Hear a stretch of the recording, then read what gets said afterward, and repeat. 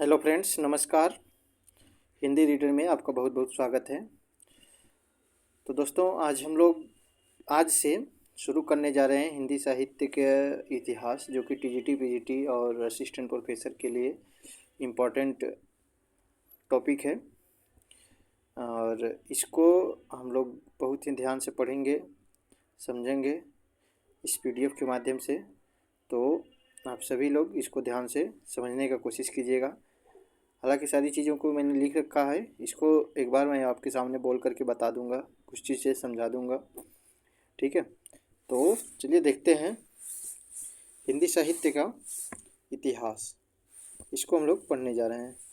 तो इतिहास का मतलब, इतिहास की व्युत्पत्ति कैसे हुई थी। इतिहास शब्द की व्युत्पत्ति यह हुआ है इति इति प्लस ह प्लस आ से इस शब्द की जन्म हुआ है, यानी व्युत्पत्ति हुई है, इसका निर्माण हुआ है।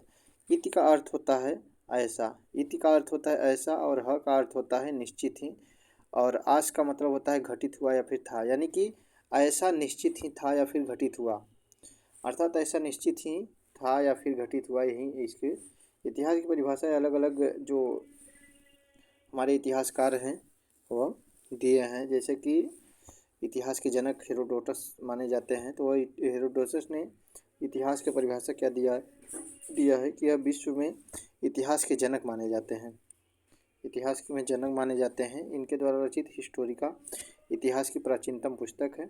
इन्होंने इतिहास की परिभाषा देते हुए कहा है कि सत्य घटनाओं का क्रमबद्ध अध्ययन ही इतिहास है। कर्नल जेम्स टॉड ने भी इतिहास की परिभाषा दिया है कि अतीत की घटनाओं का वर्तमान के संदर्भ में अवलोकन ही इतिहास है, यानी कि अतीत यानी बीते हुई घटनाओं का वर्तमान के संदर्भ में अवलोकन ही, वर्तमान के संदर्भ में उससे कोरिलेट करके देखना ही, यानी पढ़ना ही क्या है, इतिहास है। ये जेम्स टॉड ने दिया था। महर्षि वेदव्यास ने भी एक परिभाषा दिया है कि धर्मार्थ काम मोक्षेषु उपदेश समन्वितम पूर्ववृत्तम सत्याख्यानम इतिहास समुच्यते, यानी कि धर्म अर्थ काम मोक्ष के उपदेश को समन्वित, यानी कि उसके सहित पूर्ववृत्त, यानी कि बीते हुए जो समय है उसका सत्य आख्यान, सही बात, सही सही बातों को आख्यान यानी कि बताना ही क्या है, इतिहास है, कहा जाता है। ठीक है, आगे था कि चार्ल्स डार्विन ने एक अपनी परिभाषा दिया कि इन्होंने विकासवादी दृष्टिकोण से दिया है, विकासवादी। ठीक है, विकासवादी दृष्टिकोण से इनकी परिभाषा है कि सृष्टि का बाह्य विकास उसके आंतरिक विकास का परिणाम है। किसी कार्य के पीछे कुछ निश्चित कारण होते हैं, इसी कारण कार्य श्रृंखला को खोजते हुए आंतरिक विकास प्रक्रिया को समझना इतिहास है। ओके, तेन जो कि विधेयवादी संस्कृत के विधेयवादी पद्धति, यानी कि इतिहास में कई पद्धतियां हैं लिखने की, तो विधेयवादी पद्धति के जनक माने जाते हैं। इसी विधेयवादी पद्धति के जनक भी रामचंद्र शुक्ल भी माने जाते हैं। विधेयवादी पद्धति में ही वह लिखे हैं, यानी कि, लेकिन विधेयवादी पद्धति के जो जनक हैं वह तेन हैं। इन्होंने इतिहास का जनक, आधुनिक इतिहास का जनक इनको माना जाता है। इतिहास लेखन में जाति, वातावरण, क्षण को विशेष महत्व दिया है तेन जी ने। ठीक है, किसी जाति विशेष की वातावरण विशेष से प्रभावित क्षण विशेष में निर्मित प्रवृत्तियां एवं घटनाओं का विश्लेषण ही इतिहास है। इन्होंने यह परिभाषा दिया है।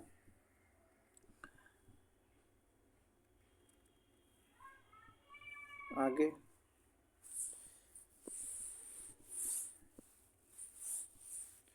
आगे है कार्लाइल का इतिहास एक ऐसा दर्शन है जो दृष्टांतों यानी उदाहरणों के माध्यम से शिक्षा देता है। इतिहास एक ऐसा दर्शन है जो उदाहरणों यानी फिर दृष्टांतों के माध्यम से शिक्षा देता है। किसका कथन है, ऐसे पूछा जा सकता है, तो कार्लाइल का है। डॉक्टर नगेंद्र ने भी एक इतिहास के परिप्रेक्ष्य में एक अपना परिभाषा दिया है। उन्होंने दिया है कि बदलती हुई अभिरुचियों का इतिहास साहित्य इतिहास, जिसका सीधा संबंध आर्थिक क्रियाओं से है। यानी कि बदलती हुई जो अभिरुचियां हैं, लोगों की इच्छाएं हैं, जिज्ञासाएं हैं, उसका सीधा संबंध ही आर्थिक क्रियाओं से है उसी को साहित्य इतिहास कहते हैं या फिर इतिहास कहते हैं। इन्होंने डॉक्टर नगेंद्र जी ने एक परिभाषा दिया है। आचार्य रामचंद्र शुक्ल के हिसाब से एक साहित्य की परिभाषा है, प्रत्येक युग का इतिहास वहाँ की जनता की चित्तवृत्तियों का संचित प्रतिबिंब होता है। यह चित्तवृत्तियाँ प्रत्येक युग में बदलती रहती हैं। बदलती हुई चित्तवृत्तियों के साथ साहित्य परंपरा का सामंजस्य दिखाना ही इतिहास है। यह आचार्य रामचंद्र शुक्ल ने, चित्तवृत्तियाँ जहाँ भी आ जाएं वहाँ पे रामचंद्र शुक्ल को आप लगाने की कोशिश कीजिएगा, रामचंद्र शुक्ल को, ठीक है। हजारी प्रसाद द्विवेदी जी ने कहा है कि मानवीय प्रवृत्तियों की खोज ही इतिहास है। डॉक्टर बच्चन सिंह ने इतिहास की घटनाओं के कारण एवं वर्तमान में उसकी उपयोगिता का मूल्यांकन इतिहास तथा साहित्य दृष्टि से इसका विश्लेषण साहित्य इतिहास है। इनकी बहुत ही इम्पोर्टेंट परिभाषा है रामचंद्र शुक्ल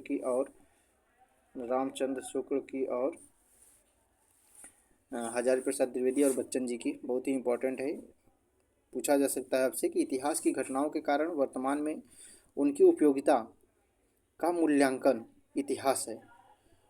वर्तमान के परिप्रेक्ष्य में क्या उपयोगिता है वह इतिहास है, लेकिन साहित्य के दृष्टिकोण से देखना ही वह विश्लेषण करना ही वह साहित्य इतिहास कहलाता है। ठीक है साथियों, आगे देखते हैं इतिहास लेखन की पद्धतियाँ कौन कौन सी है। जैसे गारसा दत्तासी और शिव सिंह सेंगर जो हैं उन्होंने वर्णानुक्रम पद्धति को अपनाया। कालानुक्रम पद्धति को ग्रियर्सन और मिश्र बंधु ने कालानुक्रम, काल के अनुसार ही उन्होंने अपनाया, काल के जो कभी समय के हिसाब से उन्होंने अपनाया मिश्र बंधु और ग्रियर्सन जी ने। लेकिन वर्ण यानी कि उनके अक्षर के हिसाब से, नाम के हिसाब से गारसा दत्तासी और शिव सिंह सेंगर जी ने अपनाया था। वैज्ञानिक पद्धति गढ़पर चंद्रगुप्त की है। विधेयवादी पद्धति है शुक्ल जी की। आलोचनात्मक पद्धति है राम कुमार शुक्ल की। और एक है समाज शास्त्रीय पद्धति, इसको आप लोग बताइएगा कि समाज शास्त्रीय पद्धति के जो इतिहास लिखने वाले इतिहासकार हैं वह कौन है, आप लोग कमेंट करके ज़रूर बताइएगा। वर्णानुक्रम पद्धति, वर्णमाला के वर्णों के अनुक्रम से रचनाओं का परिचय देना वर्णानुक्रम पद्धति है। यह पद्धति शब्दों की तरह होती है, शब्दकों की तरह होती है, ठीक है। सबसे प्राचीन पद्धति है अमनोवैज्ञानिक पद्धति मानी जाती है, यह ज़्यादा वैज्ञानिक नहीं है, ठीक है। अमनोवैज्ञानिक पद्धति से कहते हैं, ठीक है। जैसे इन्होंने वर्णानुक्रम पद्धति के जो मानने वाले हैं उन्होंने सबसे पहले कवि को मान लिया था अंगद को, हेमंत को, ऐसे मान लिया, ठीक है। गारसा दत्तासी ने अपने इतिहास ग्रंथ इस्तवार द लालित्युत्तर हिंदुस्तानी में तथा शिव सिंह सेंगर ने शिव सिंह सरोज में इसी पद्धति का प्रयोग किया है। कालानुक्रम पद्धति क्या होती है कि जन्म तिथि के आधार पर रचनाओं का परिचय देना। ग्रियर्सन ने अपने ग्रंथ the modern vernacular literature of Hindustan में सबसे पहले कालानुक्रम पद्धति का प्रयोग किया था। वैज्ञानिक पद्धति क्या होती है साथियों कि प्रवृत्तियों का विश्लेषण, भाषा के विकास क्रम को ध्यान में रखकर रचनाकार एवं युगीन परिस्थितियों का प्रभाव ही वैज्ञानिक प्रभाव पद्धति है। सबसे पहले गढ़पर चंद्रगुप्त ने हिंदी साहित्य का वैज्ञानिक इतिहास में उन्होंने वैज्ञानिक पद्धति को प्रयोग किया, ठीक है। और सबसे यही कारगर होती है, सबसे अच्छी होती है विधेयवादी और वैज्ञानिक, ठीक है। विधेयवादी पद्धति 3 जनक हैं इसके, और हिंदी में विधेयवादी पद्धति के जनक शुक्ल जी हैं। कालानुक्रम पद्धति प्रवृत्तियों का विश्लेषण, तुलनात्मक दृष्टिकोण को अपनाया जाता है। प्रवृत्तियों यानी कि उनकी विशेषताओं, उस समय की जो विशेषताएं हैं उसको अपनाया जाता है। तुलनात्मक, दोनों में तुलना कंपेयर करके। आलोचनात्मक पद्धति के जो जनक हैं, आलोचनात्मक पद्धति को अपनाने वाले हैं वह हैं राम कुमार वर्मा जी। और रचनाओं का मूल्यांकन करना शास्त्रीय आधार पर, काव्य शास्त्रीय आधार पर, ऐसे करके आलोचनात्मक पद्धति के जनक राम कुमार वर्मा जी हैं। आगे देखते हैं हिंदी साहित्य के इतिहास के स्रोत। 84 वर्षों की वार्ता, 252 वर्षों की वार्ता गोकुल नाथ की रचना है, 1625 ईस्वी में लिखी गई है। 1625 ईस्वी में यह लिखा गया था। इन दोनों रचनाओं में पुष्टि मार्ग में दीक्षित वैष्णव भक्त कवियों में के जीवन पर गद्य में प्रकाश डाला गया है। यह जो दोनों रचनाएं हैं ना, यह इसमें गद्य में लिखा गया है। अष्टछाप के कवियों का विवरण भी इन रचनाओं में प्राप्त होता है। भक्तमाल के रचना काल नाभादास हैं, 1585 ईस्वी में है। विक्रम संवत में अगर पूछे 1642 ईस्वी में। ठीक है, इनकी भक्तमाल नाभादास की एक और रचना है, अष्टयाम है, उसको भी याद रखिएगा ध्यान से। 200 भक्त कवियों का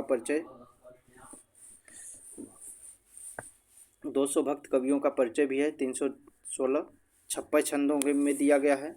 ग्रियर्सन के अनुसार इनका मूल नाम नारायण दास था।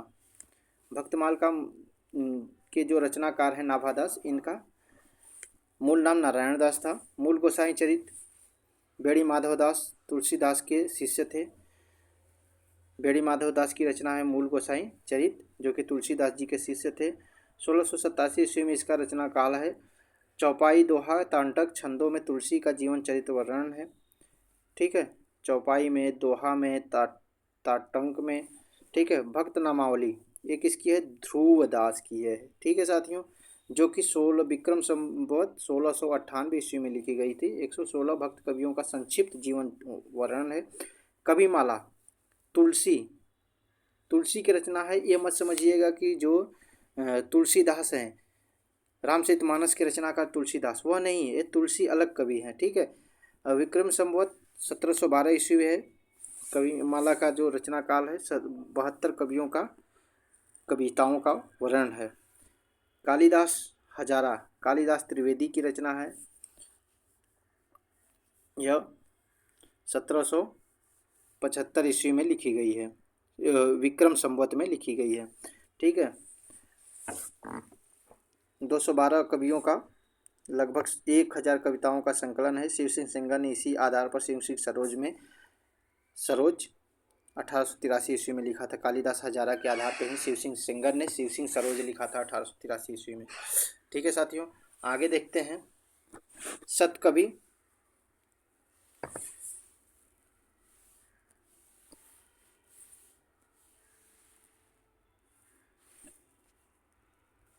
सतकवि गिरा विलास। गिरा मतलब होता है वाणी, यानी कि अच्छे कवियों की वाणी का विलास। ये रचना है, बलदेव की रचना काल है विक्रम संवत 1803 ईस्वी में।